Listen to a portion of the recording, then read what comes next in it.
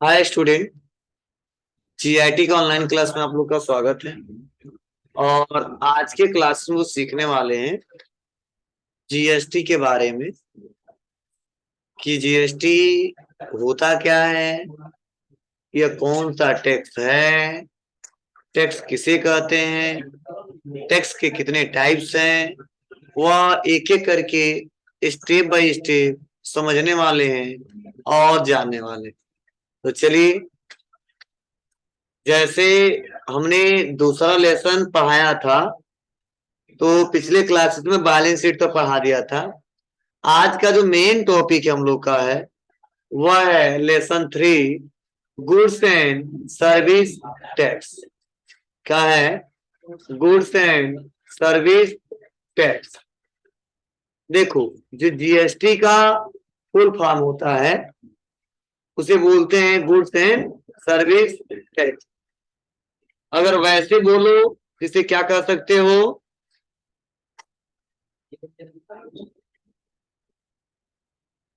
वस्तु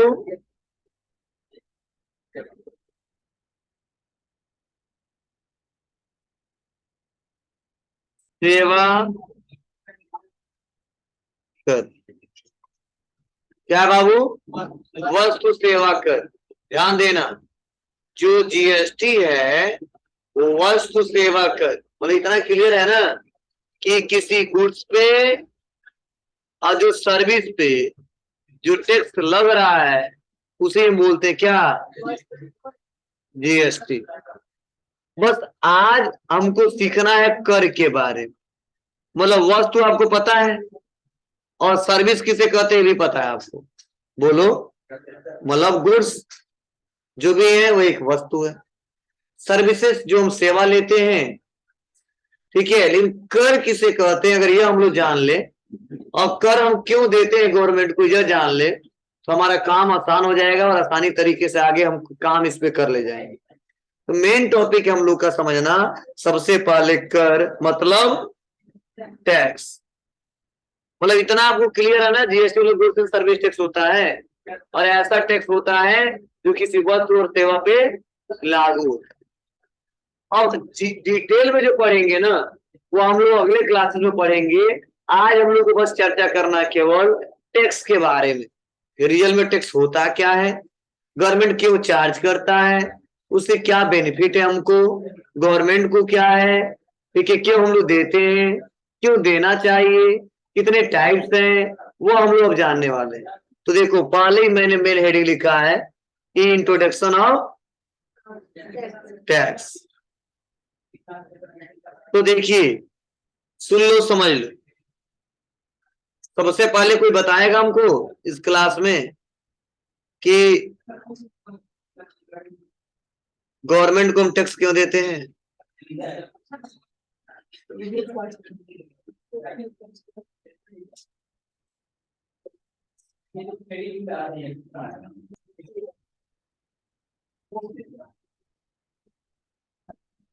बोलिए, कोई हमको बता दे।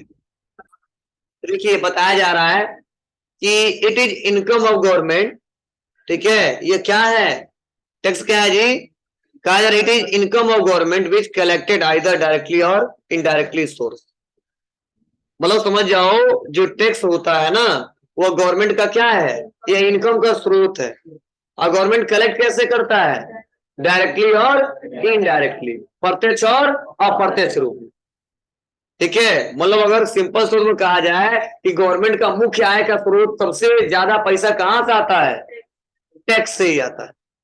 मतलब मैक्सिमम, समझ जाओ, वो सारे पैसे इनकम का मेन स्रोत है तो वो टैक्स से ही है। अब गवर्नमेंट किसी से डायरेक्ट लेता है और किसी से इनडायरेक्ट लेता है। तो डायरेक्टली इनडायरेक्टली कलेक्ट करता है, ठीक है, ये तो हमारा एक प्रकार का टैक्स कहलाता है। देखो फिर से बताया जा रहा है, in other word we can say then a tax is financial charge imposed by state and central government of India। मतलब टैक्स क्या है? एक फाइनेंशियल चार्ज है। मतलब इसे फाइनेंशियल चार्ज कह सकते हैं। और किसके सहारे लिया जाता है? स्टेट गवर्नमेंट और central government. State government central government का मतलब क्या? स्टेट मतलब राज्य सरकार सेंट्रल मतलब कहा दे स्टेट गवर्नमेंट, तो बताओगे राज्य सरकार। सेंट्रल गवर्नमेंट केंद्र सरकार ऑफ इंडिया।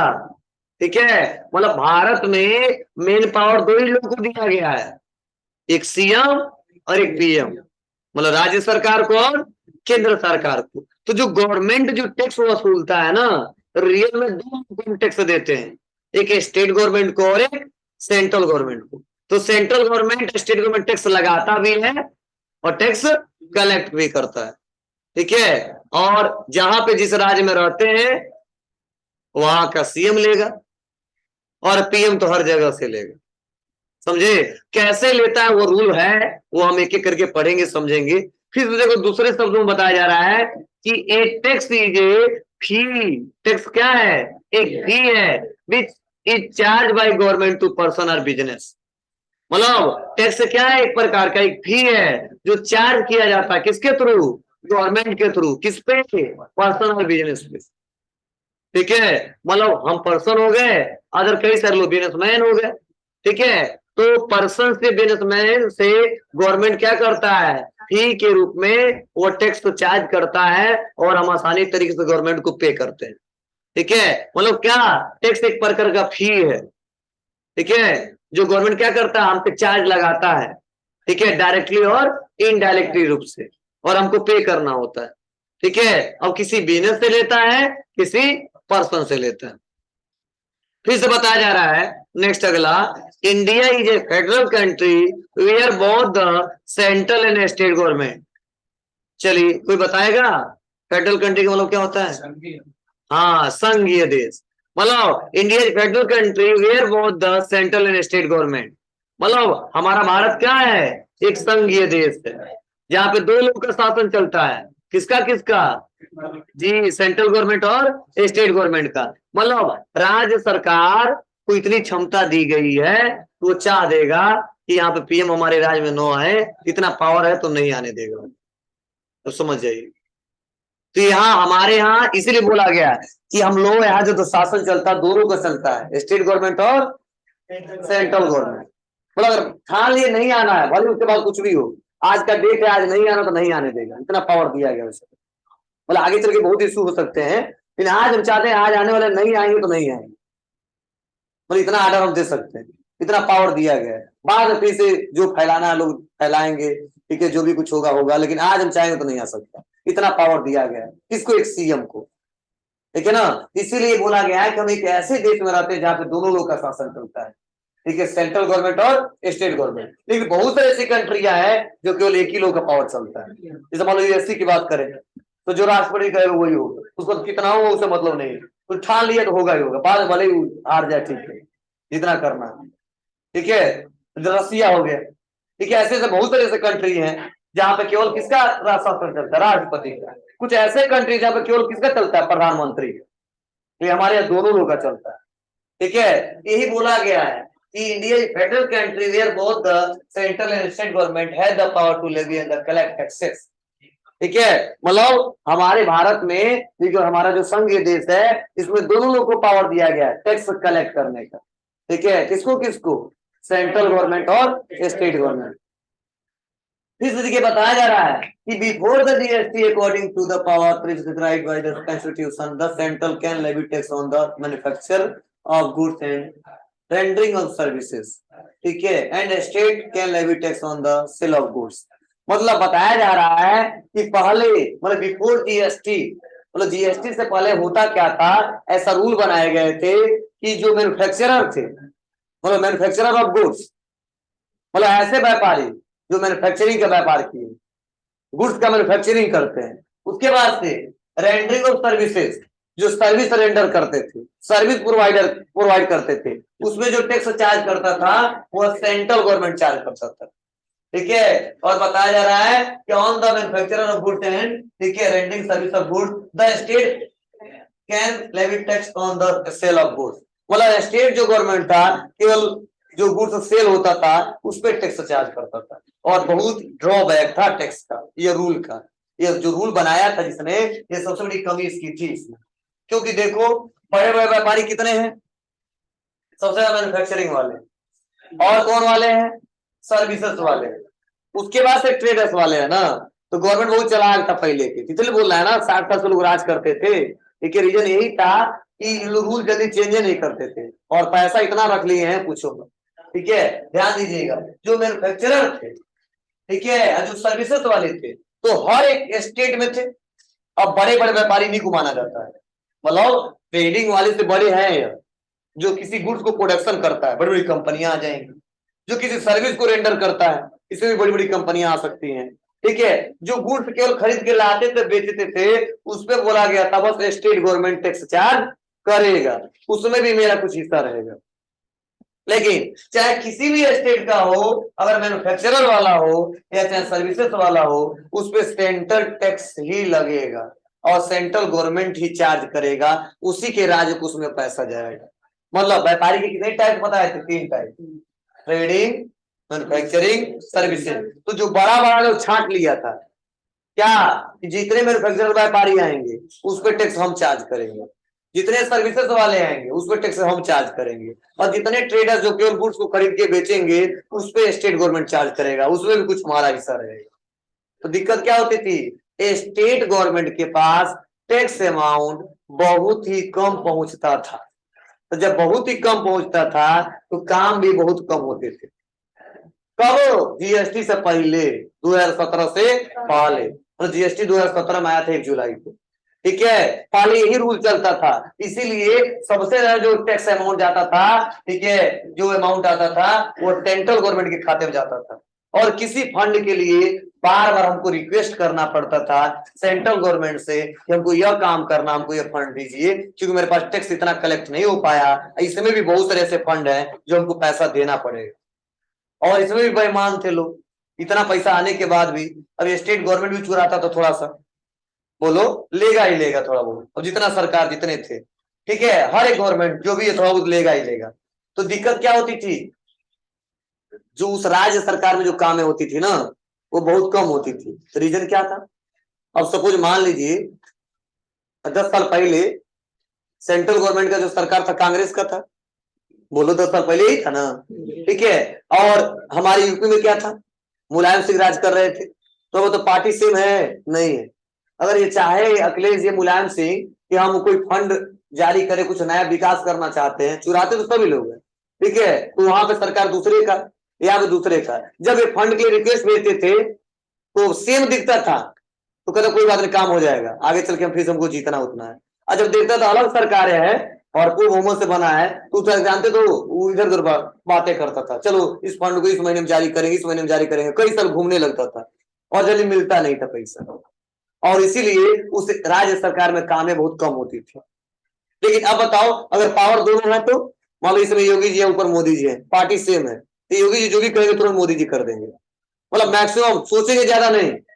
लेकिन पार्टी अलग हो तो 2-4 बार सोचेंगे, ठीक है, तब देंगे। जो 2 महीने में योगी जी का काम हो जाएगा और 6 महीने दूसरे का काम होगा, ये रियल फैक्ट कोई भी हो, ठीक है, क्योंकि आगे बढ़ाना है हमको, ठीक है, लेके चलना इस गवर्नमेंट को, ठीक है। तो दिक्कत यही होती थी। तो गवर्नमेंट ने कुछ ऐसा सोचा, ध्यान देना, गवर्नमेंट ने कुछ ऐसा सोचा कि कुछ ऐसा रूल लाए, मतलब 60 साल पहले लोग नहीं सोचे थे, 10 साल पहले से नहीं सोचे थे लोग, कि कुछ ऐसा लाए कि दोनों राज्य सरकार भी आए, सोचते तो नहीं हमारा ही राज्य, हम ही खाली पैसा ले लें, टैक्स ज्यादा ज्यादा और चुरा लें और कुछ काम करें, ठीक है। लेकिन धीरे धीरे धीरे 2005 से ही बात चलने लगी कि अरे यार, अदर कंट्री में भी जनसंख्या में बहुत लोग कम है, टैक्स वहां पे भी चार्ज होता है, और फिर भी जनसंख्या में भी कम है, और टेक्नोलॉजी में इतना आगे है, पैसे में इतने आगे हैं, और टैक्स अमाउंट जितना हम चार्ज करते उतना ही चार्ज करते हैं, क्या रीजन वहां पे उतने आगे हैं। तो गवर्नमेंट ने बहुत रिसर्च करने के बाद पता किया कि वहां पे सारा जो टैक्स का जो कलेक्शन है वो ऑनलाइन है, और हम लोग यहाँ चल रहा अभी ऑफलाइन।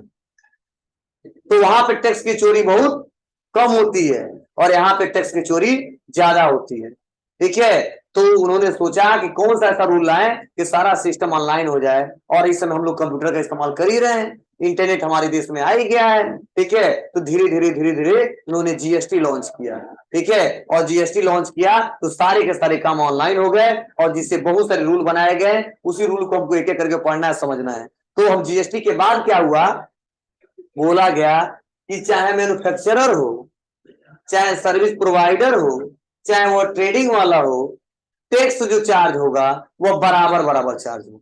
मतलब अगर 18% है, चाहे कोई भी व्यापारी हो, सेंट्रल गवर्नमेंट के पास 9% जाएगा और स्टेट गवर्नमेंट के पास 9% जाएगा। यह फायदा है।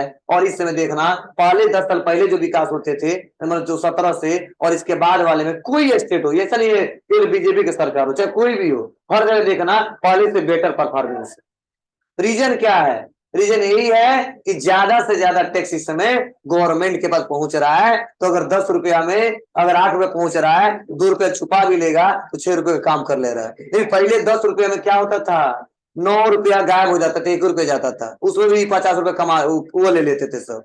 तो काम कितना करेंगे लोग, समझे? ये सबसे बड़ी ड्रॉबैक था। ठीक है, किसी गवर्नमेंट का पढ़ाई नहीं कर रहे हैं, ठीक है, ये रूल था।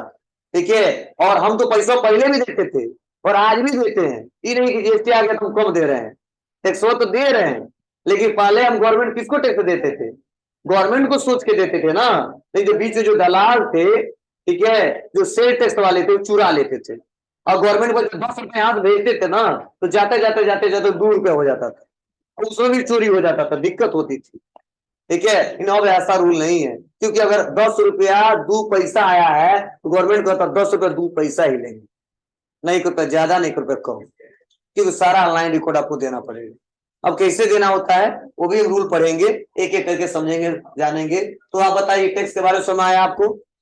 ई टैक्स किसे कहते हैं, टैक्स गवर्नमेंट क्यों चार्ज करता है, रीजन क्या है, मतलब आज इसका परिचय हमने जाना, टैक्स होता क्या है। ठीक है, क्लियर है ना? इसमें किसी कोई दिक्कत नहीं है ना? चलिए, आप कौन सा कैसे हम लोग देते होंगे, चलो थोड़ा सा एक एग्जाम्पल हम बताते हैं आपको।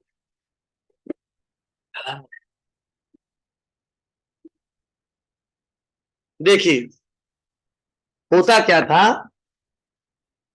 देखो, एक बिजनेस कंपनी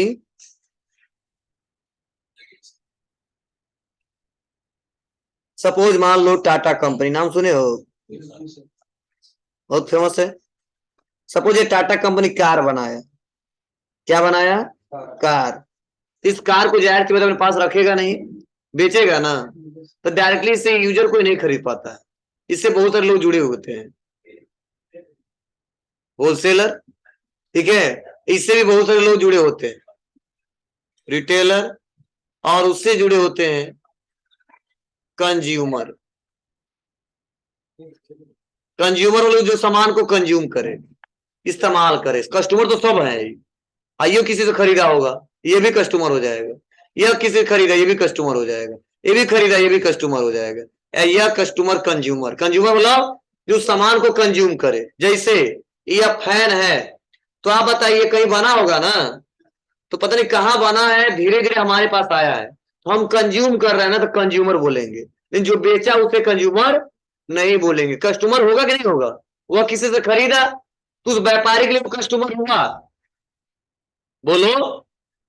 लेकिन कंज्यूमर उसे नहीं बोलेंगे। कंज्यूमर मतलब क्या, जैसे मान लो पेन खरीदे हो, तो पेन कोई नहीं भी बना है, पता नहीं कहाँ पे बना होगा, और लक्ष्मी डिपो से खरीदे तो नहीं बनाया है क्या, नहीं, तो वह कहीं से खरीदे उसके लिए कस्टमर हुआ ना। लेकिन कंज्यूमर नहीं बोलेंगे, क्योंकि वो खरीद रहा है बेचने के लिए, ना कि उसे लिखने के लिए, ना कि उसका इस्तेमाल करने के लिए।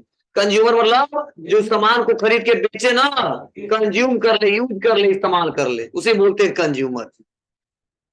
समझे? चलिए, तो ये टाटा कंपनी मान लो कार को बेचा 100 रुपए में, अभी सभी लोग खरीद लेंगे कार, 100 रुपए मिलेगा तो। चलिए, वही कार मतलब वो नकली वाला, ठीक है, ध्यान दीजिएगा। तो ये कार जो है ना, इस कार को बेचा किससे, होलसेलर से। तो मान लो इन्होंने टैक्स चार्ज किया कितना परसेंट, 10%।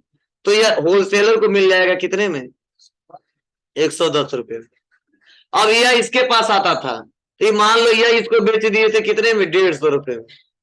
कितने में, 150 में। और ये भी टैक्स चार्ज किए 10%, कितना, 10%, तो कितना हो जाएगा, 15 रुपए।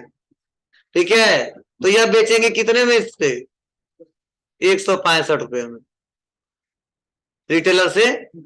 और रिटेलर मान लो जोड़ लिया 200 रुपए में बेच दिया, और 10% ये भी टैक्स चार्ज कर लिया, तो यह इसका टैक्स अमाउंट कितना हो जाएगा? 20 रुपया। तो बेचेगा कितना? 220 रुपया। मतलब ध्यान दीजिएगा क्या मतलब है। देखो यहां से चला आया यहां तक, तो रियल में टैक्स कौन पे कर रहा है? कंज्यूमर। कितना पे कर रहा है? 20 रुपया।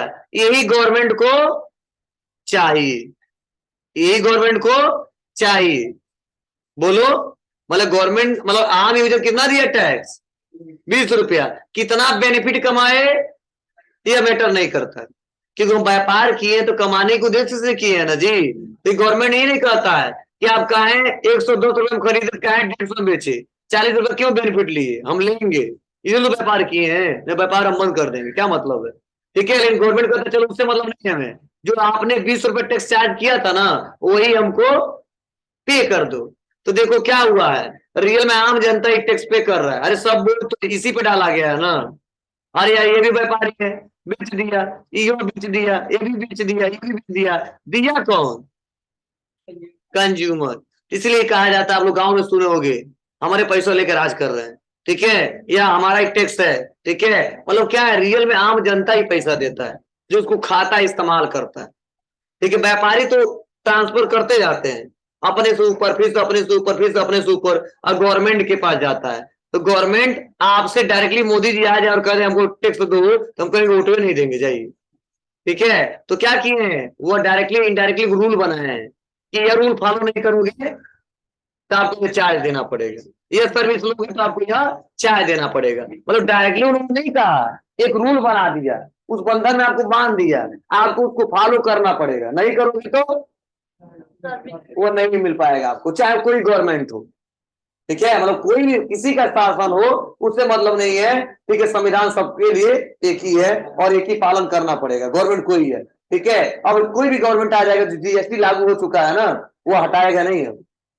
ठीक है, और ऐसा जरूरी नहीं है, ध्यान देना, अभी मत सोचना कि यह 2017 से ही सोचा गया, 17 में लॉन्च कर दिया गया था। इस पे चर्चा हो रहा था 2005 से, जीएसटी पे लोग चर्चा करें 2005 से ही, लेकिन पूर्ण बहुमत से पार्लियामेंट में सहमति नहीं जता पा रहे थे लोग कि उसको लॉन्च किया जाए। मतलब जब मनमोहन सिंह थे ना तभी से यह चर्चा हो रहा था, लेकिन पार्टियां अलग अलग। ठीक है, जब सोच रहे थे थोड़ा सा कि आगे बढ़े तो ऊपर से लोग दबा देते थे। ठीक है, 10 लोग मान लो पार्लियामेंट में, बहुत सारे पूरे लोग, हरे हरे, ठीक है, मान लो जितने पार्टियां सब लोग बैठते थे, जब वो जारी होता था हम करेंगे, तो कोई कहता नहीं हम नहीं करेंगे, क्या उसको फायदा है, टैक्स नहीं चुराना बनेगा, कोई कहता हम नहीं करने देंगे। इसीलिए ना पास पूर्व बहुमत से सहमति होता था, ना उसको पास किया जाता था। लेकिन जैसे 14 में बीजेपी की सरकार बना पूर्व बहुमत से, उसके बाद से 3 साल के बाद लॉन्च कर दिया।